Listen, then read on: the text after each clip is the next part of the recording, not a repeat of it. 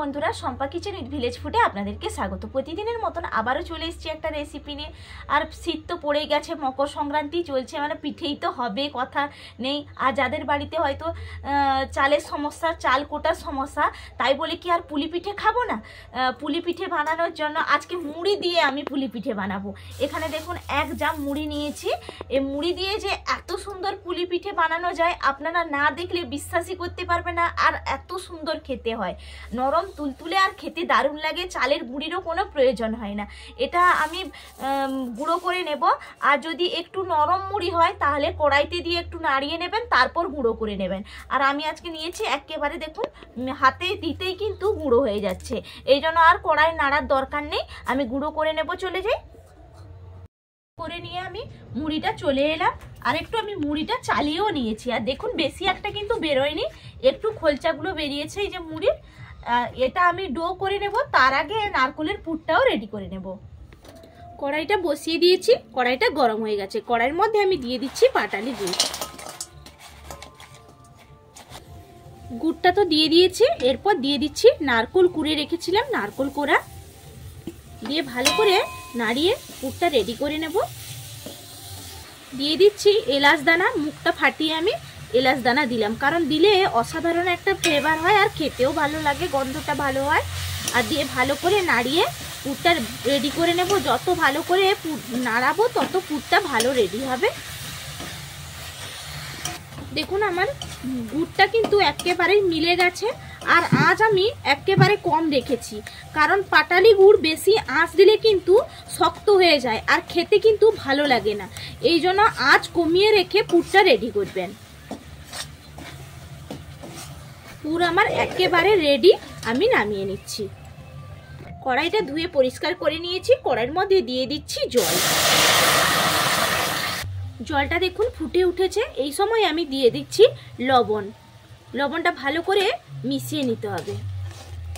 দেখুন জলটা টকবক করে ফুটে উঠেছে, এরকম কিন্তু ভালো করে জলটা গরম করে নিতে হবে। আর এখানে যে মুড়িটা গুঁড়ো করে আনলাম, অল্প অল্প মুড়ি দিয়ে দেব আর নাড়তে থাকবো, কারণ না হলে দলা পেকে যাবে। এই জন্য নাড়তে হবে, অল্প অল্প দিয়ে এরকম আমি নাড়তে থাকবো। আবারও একটু দিয়ে দেব, আবারও নাড়তে থাকবো। দেখুন যতগুলো মুড়িগুলো গুঁড়ো করেছিলাম সবগুলোই কিন্তু আমার লেগে গেছে। আর নাড়তে নাড়তে দেখুন কতটা সুন্দর একটা ডো তৈরি হয়ে গেছে। আমি নামিয়ে নিচ্ছি। দেখুন এই গরম ডোটা তো নামিয়ে আনলাম। এই গরম অবস্থায় কিন্তু হাত দিয়ে মথে নিতে হবে, তা না হলে শক্ত হয়ে যাবে। এই জন্য হাত দিয়ে গরম অবস্থায় এইভাবে মথে নেবেন। গরম আছে প্রচুর, হাত দেখুন পুরো লাল হয়ে গেছে আমার। এই গরম অবস্থায় কিন্তু একটু ভালো করে দাবতে হবে, দিলে কিন্তু ভালো হবে। দেখুন ডোটা ঠান্ডাও হয়ে গেছে, উষ্ণ উষ্ণ গরম অবস্থা আছে। আর ডোটা দেখুন একেবারেই আমার রেডি হয়ে গেছে। একটু ভালো করে ডোটা তৈরি করে নিলে ভালো, পিঠেটাও ভালো হবে। আর এর উপরে আমি একটা ভিজে কাপড় নিয়েছি, ভিজে কাপড়টা আমি চাপিয়ে রাখবো যাতে এটা শক্ত না হয়ে যায়। এই জন্য ভিজে কাপড় দিয়ে চাপিয়ে রাখছি। আর এখান থেকে একটু আমি কেটে নিচ্ছি, একটু ডো কেটে নিলাম আর বাকিটা চাপা হয়ে থাকবে। এখানে গোল করে পাকিয়ে নিচ্ছি।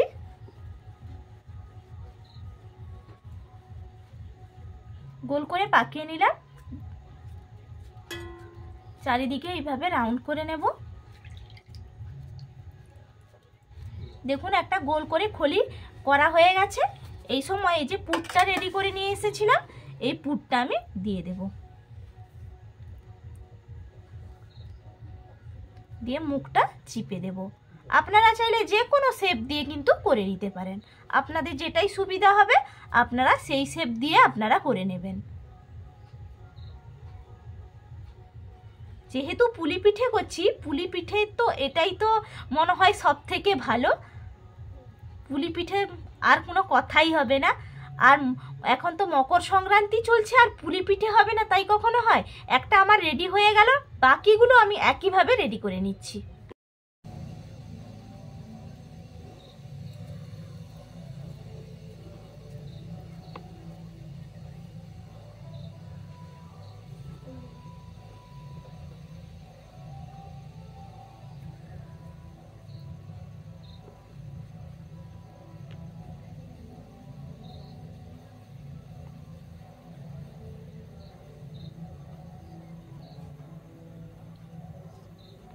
দেখুন কতগুলো বানিয়ে নিয়েছি, আর কি সুন্দর হচ্ছে যে মুড়ি দিয়ে যে এত সুন্দর বানানো যায়, আপনারা না নিজেরা করলে বুঝতেই পারবেন না কি সুন্দর হয়েছে। দেখুন কোনো অংশে মনে হচ্ছে না যে এটা চালের গুঁড়ি না, এটা মুড়ি দিয়েই করছি। সবাইকে আজকে চমকে দেব কিন্তু বাড়িতে।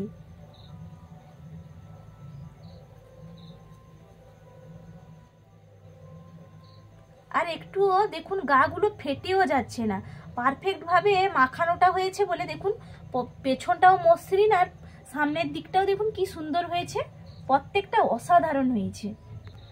দেখুন এটাই কিন্তু বাকি, এটা হলে আমার হয়ে যাবে।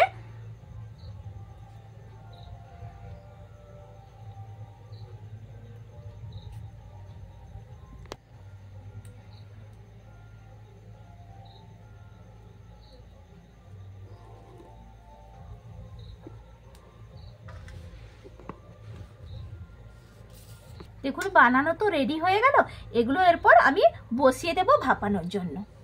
দেখুন একটা ডেকচি নিয়েছি, ডেকচির মধ্যে জল আগে থেকে বসিয়ে রেখেছি, জলটা ভালো করে গরম হয়ে গেছে।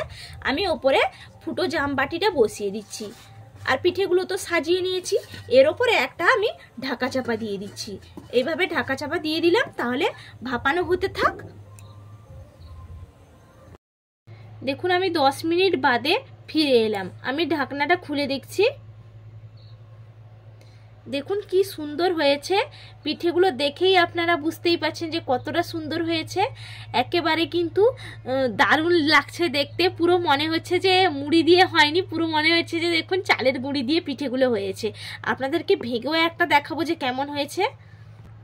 দেখুন প্রত্যেকটা পিঠে অসাধারণ হয়েছে, আর নরম একেবারে তুলতুলেও দেখুন একবারে নরম হয়েছে, প্রত্যেকটা অসাধারণ হয়েছে। আর একটা কেটেও দেখাই, দেখুন কি সুন্দর পুরো একেবারে ঠাসা, দারুণ লাগছে দেখতে। আপনারাও যদি চালের গুঁড়ি না পান তাহলে অবশ্যই মুড়ি দিয়ে একবার বাড়িতে ট্রাই করে দেখতে পারেন কেমন হয় খেতে, আর অবশ্যই কমেন্ট করে জানাবেন বন্ধুরা।